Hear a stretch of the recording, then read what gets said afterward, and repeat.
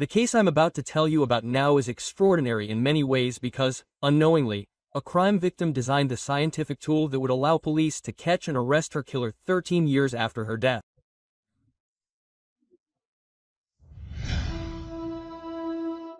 When you ask Elena Greenwood's friends and colleagues, you hear the words brilliant, calm, honest, and hardworking. Elena earned a PhD in microbiology and worked as an executive in the biotechnology industry. Not only was she a great scientist, but she was equally adept at business. It's rare to find two such different sides to one person. Elena was a forward thinker, especially when it came to technology. But she also knew that technology doesn't sell a product. It's really need. If there's a need, then a product is needed. Elena and her husband Roger, a landscaper by trade, live in on a quiet little town near San Francisco. Our story begins on a Saturday night in April 1984, when Roger was out of town on a business trip. In the middle of the night, a man suddenly burst into Elena's room and threatened to kill her. The stranger sexually assaulted her, then robbed her before fleeing.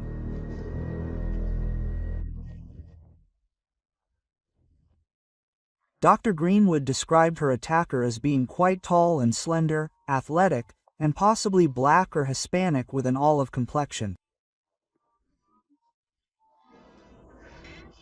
She couldn't see his face because he was wearing a green hoodie pulled up so that only his eyes could be seen.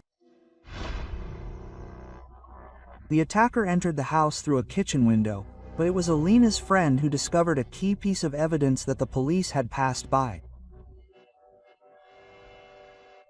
Outside on the patio, near the kitchen window, was a teapot belonging to Helena. Fortunately, she had the presence of mind not to touch it. The knife was taken as evidence and sent to the forensic lab where fingerprints were taken. Picture the knife. There were 3 fingerprints in this position as if someone had picked the knife up from the windowsill and placed it on the patio. Elena told police that she had made tea before going to bed and placed the knife on the windowsill. It appeared that the attacker moved them before slipping out of that same window.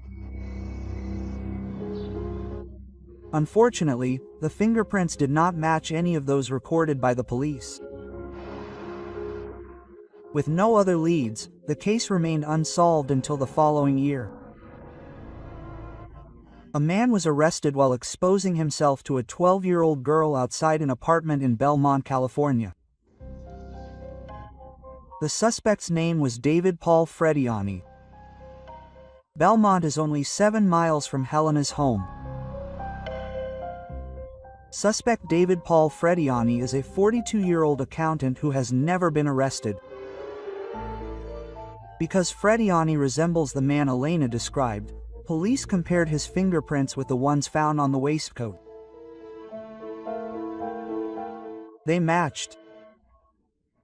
I asked him about it. He had denied any involvement in the sexual assault of Mrs. Greenwood. I remember asking him, "Did you ever assault this woman?" And he replied, "No, never." He then told her, "We have your prints." At that point, according to Detective Chapeau, Fred took a deep breath and began to shake. He could even see his chest heaving. Then he said something like, "I was really high when I did those things." He then asked for a lawyer and refused to talk. At the preliminary hearing, where Elena and Freddie were both present, she was asked if she could identify him, but she was unable to say yes. And therein lies the greatest mystery of the whole case. But the fingerprints on the cutter are all the prosecution needs. So the case goes to trial. With the sexual assault trial pending, Elena Greenwood and her husband Roger move from San Francisco to San Diego. She finds a job at Jane Prob, a biomedical research firm that is researching how to diagnose diseases using DNA. It would be more precise and accurate. It would also allow for faster testing, cutting the time from weeks to days, or even days to minutes.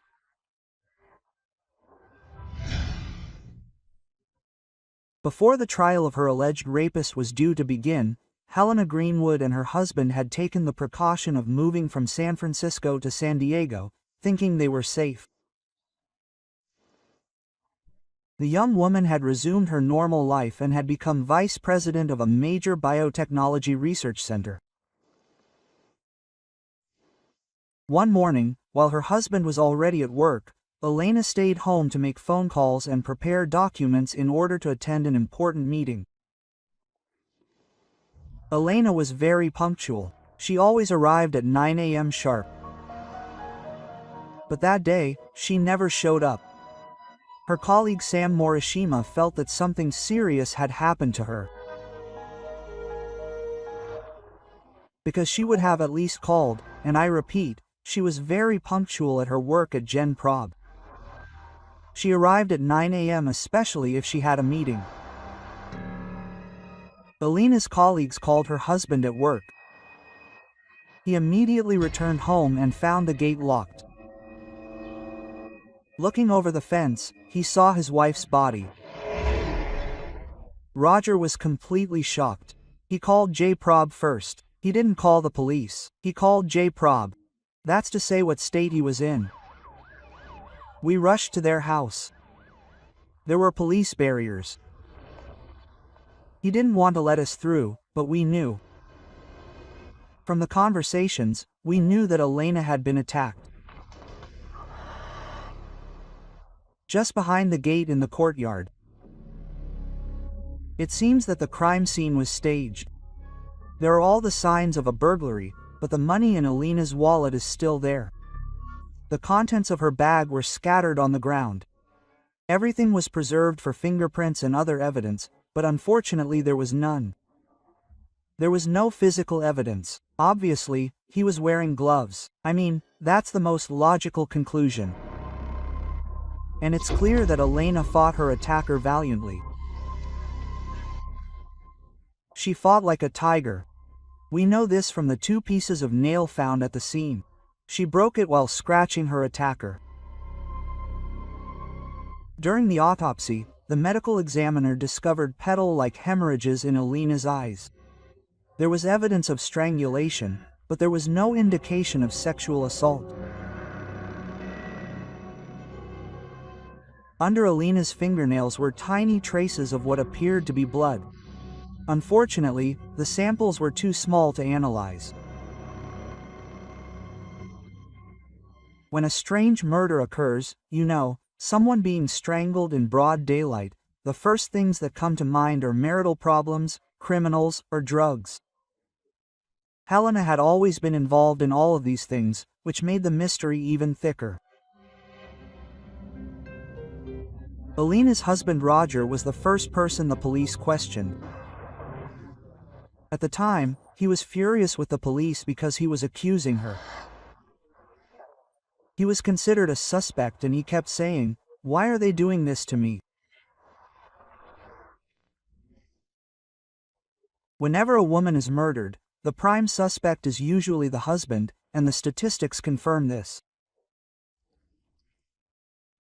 Most women are killed by someone they know well, often for a romantic reason, and the husband is often the perpetrator. From experience, police officers know that before considering other hypotheses, murderers are often to be found in the victim's close circle. In Canada, for example, 52% of female victims and 8% of male victims are killed by someone with whom they had had an intimate relationship at some point during their marriage or courtship. That is why police naturally start by checking Roger Franklin's schedule and alibi. Roger said he left the house at 8 a.m. He was at work when his wife's murder occurred around 9 a.m. The report states that Elena was on the phone until around 9 a.m., when a neighbor heard a commotion. One of the neighbors said that around 9 a.m., while he was shaving, he suddenly thought he heard someone screaming, but he was not certain. When police confirmed that Roger was 40 minutes away at the time, he was eliminated as a suspect. Elena's murder also meant she would never be able to testify at the sexual assault trial in San Francisco. I got a call from Roger Franklin, Dr. Greenwood's husband. He told me that his wife had just been murdered in the San Diego area where he had been living since the sexual assault.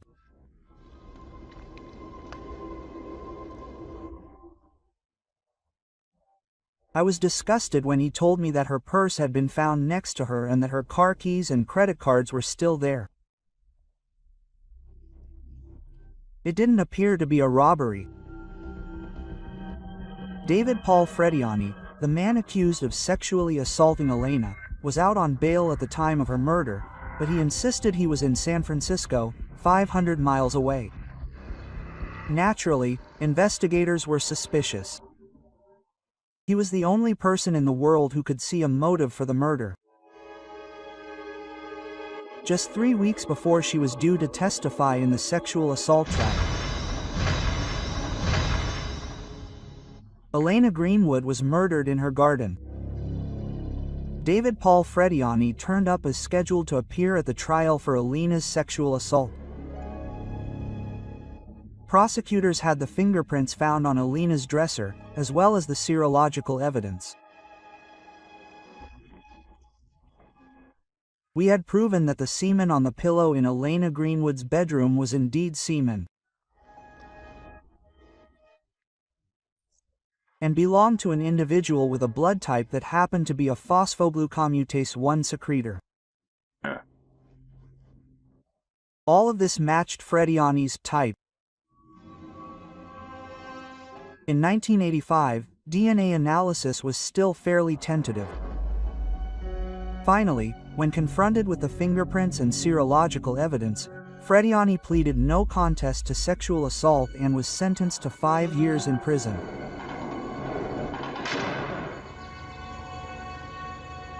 But he claimed not to be guilty of Elena's murder. He knew who had killed Elena Greenwood. He knew it was David Paul Frediani, but he had no proof. Eventually, Elena Greenwood's murder was consigned to the San Diego County Cold Case Department and then forgotten. Over the next few years, Elena's parents died. Her husband Roger developed cancer and died as well. Who was left to mourn Elena? Fewer and fewer people. Jane Prob continued the research that Ina had been conducting before her death to find out how to use recent genetic discoveries to make faster medical diagnoses.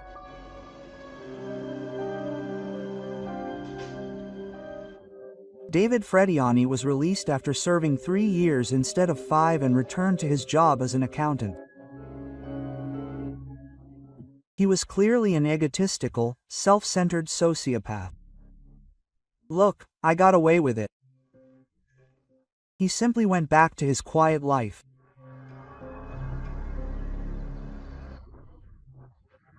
The case remained there for the next 10 years until investigators from the San Diego Cold Case Department decided to take another look at the Elena Greenwood case. Hidden deep within Elena's file was a piece of information that immediately caught the investigators' attention. 7 days before Elena's murder, David Paul Frediani was involved in a minor traffic accident in Southern California, not far from Helena's home. The defendant had no reason to be in Southern California. We knew he knew where Elena lived, although we don't know how he got that information. It seemed a little odd to us. His trial is about to begin. He lives in San Francisco and suddenly takes a trip to Southern California. While examining the evidence, Detectives noticed small traces of blood under Alina's fingernails. Far too small at the time for DNA analysis. But in 1998, research by Jane Probb and scientists like Elena Greenwood led to new advances in genetic analysis. One of the most important is the polymerase chain reaction, or PCR, which allows scientists to copy tiny sequences of DNA until they are large enough to analyze. The polymerase chain reaction makes it possible to make a geometrically exponential number of copies. It starts with 1 and after the first PCR, it produces 2, then 4, then H, and so on. The big advantage for forensic scientists is that PCR is very sensitive. A very small amount of DNA can provide a huge amount of information. It's lucky that he didn't try to analyze the blood at the time, because when you analyze biological substances, you destroy them. And if they had analyzed this blood at the time of Anna's autopsy, they wouldn't have gotten anything out of it and he would have destroyed it. It's lucky that the forensic scientists kept the samples collected at the crime scene without damaging them while trying to extract clues from them, since in the mid-1980s, science didn't yet allow it. DNA sampling and analysis techniques have continued to improve. In 1993, mitochondrial DNA was used to verify that Prince Philip, husband of the Queen of England, was a direct descendant of the sister-in-law of Tsar Nicholas I, who was executed by the Bolsheviks in 1917. In our case, the experts took samples of biological substances found 10 years earlier under Alina's fingernails. They then copied and amplified the DNA signature in order to make it usable. What they discovered completely relaunched the investigation. On some of the fingernail prints, the only DNA they found belonged to Dr. Greenwood. But on one of the fingernails, they found essentially pure DNA, which did not belong to Dr. Greenwood. This piqued their interest, as it was of course possible that it was the murderer's DNA.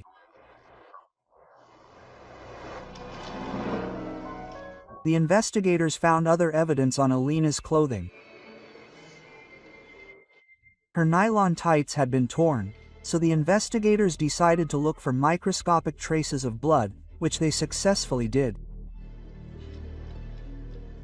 The DNA on Alina's fingernails and stockings is compared to a blood sample belonging to David Frediani. Here are the results. The odds that the DNA on Alina's fingernails and stockings belong to someone other than David Frediani are 1 in 23 billion. He can hardly believe it when the police arrest him. Mr. Frediani came out of his house and walked to his car. That's when we stepped in and arrested him. His color changed, he turned pale. I think he realized he would never look back again. That was it. That was a great satisfaction for us. David Paul Frediani is charged with first-degree murder.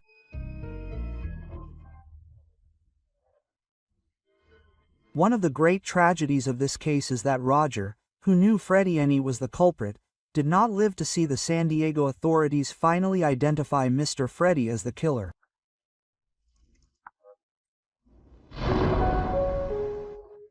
Prosecutors believe Freddy murdered Elena because he believed that her death would end the sexual assault trial. He wasn't smart enough to realize that despite Mrs. Greenwood's death, her testimony at the preliminary hearing would still be used. Little did he know, that was the flaw in his plan. Frediani drove the 500 miles from his home in San Francisco to Alina's home in San Diego to track the couple and learn their schedules. His first mistake was getting into a car accident a few days before the murder, proving he was in San Diego before the crime. He learned that Roger left for work every morning around 8 a.m., about an hour before Elena. Prosecutors believe Frediani waited for Elena at her front gate. He wore gloves to avoid leaving fingerprints, as he had done when he attacked Elena a year earlier. When he heard Elena close the front door, he sprang into action. He probably thought his gloves would protect him and didn't realize he'd left behind crucial forensic evidence. Ironically, it was Elena who got hold of it. I can only imagine what was going through Elena's mind when she realized this man meant her harm. Maybe that's a stretch, but we know for sure that she really did scratch like crazy. I wonder if she thought, I'm going to leave evidence to show who the killer is. I'm probably going to die, but I'm going to leave something so you know who killed me. Quote. I think that's what happened. At trial, under cross-examination, Frediani admitted to the sexual assault, but not the murder. Despite that, he was sentenced to life in prison. We expect victims to testify, and that's what Elena Greenwood did. She testified against the defendant at the preliminary examination. Then he stalked her and murdered her. No conviction can avenge what happened to her. Ironically, it was her research that helped catch the killer. Due to the lack of conclusive forensic evidence at the time of the murder, the Helena Greenwood case had to be closed. More than 10 years later, Deputy Laura AIG of the San Diego Homicide Department decided to reopen the case. At 49, she has more than 100 criminal investigations to her name. And with a common persistence, she tries to solve the 300 unsolved murders since 1934. Laura Eilig analyzes the evidence collected after Elena's murder and stored in the police files. So, there are her clothes, a stick of lipstick and 2 sealed envelopes. One of them contained a plastic box containing pieces of the victim's fingernail. Haig sent the residue to the Institute for Serological Research in Richmond, California, for analysis. She feared that the DNA had degraded to the point of being unusable. But luck smiled on her, and we know the rest. After the verdict was announced and Frediani was convicted, Laura Heilig called Elena's father, who lived in London. Aged and ill, he was unable to answer. The neighbor who was taking care of him took the message. Tell Elena's father that the killer was caught thanks to his daughter's DNA work, the deputy told him. He will remain behind bars for the rest of his days. 11 hours later, Sidney Greenwood, Elena's father, took his last breath. His soul at peace.